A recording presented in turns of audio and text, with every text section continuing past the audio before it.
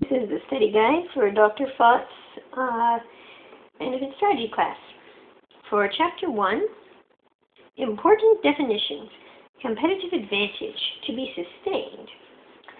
It occurs when a firm develops a strategy that competitors are not simultaneously implementing. It provides benefits which current and potential competitors are unable to duplicate. Above-average returns are returns in excess of what an investor or firm expects to earn from other investments with similar risks. I/O model. Order of I/O model steps. First is the strategy dictated by the external environments of the firm. 2, the firm develops internal skills required by the external environment.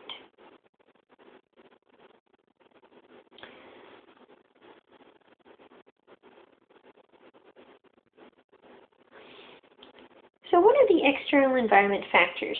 There are general factors, which are global, political, legal, and demographic factors. And then there are more specific ones, which are the industry environment and the competitor environment.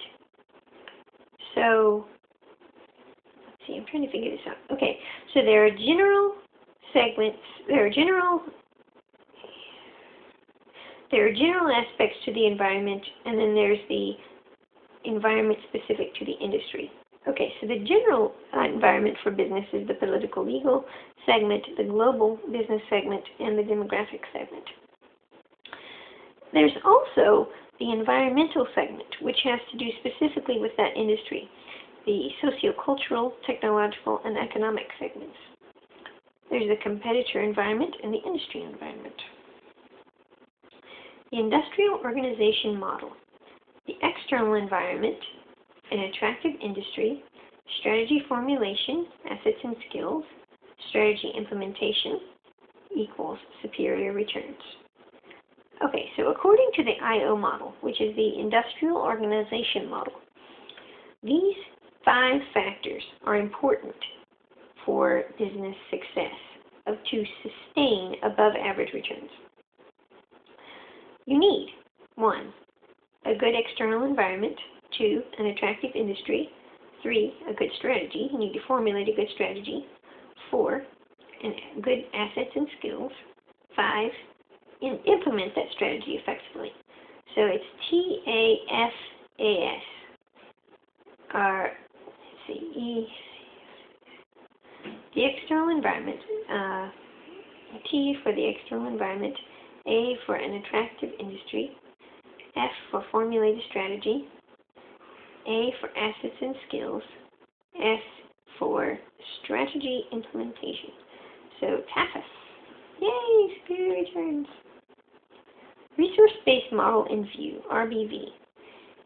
In this case, we say that the strategy is dictated by the unique resources and capabilities of the firm. In this case, they find an environment in which to exploit these assets. In this case, there are 5 other factors that go into an above-average return. It depends on your point of view and on the industry. On the resource-based model, what's important for above-average returns are resources of the firm, capability of the firm, competitive advantage, an attractive industry, strategy formulation and implementation, and that makes superior returns.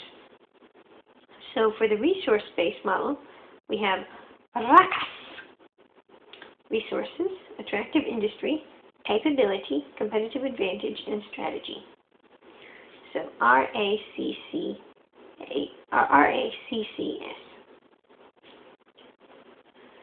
The value of the RBV approach, or the resource-based values approach, is that the core competencies of the companies are what's used to create competitive advantage, strategic competitiveness, and the ability to earn above average returns.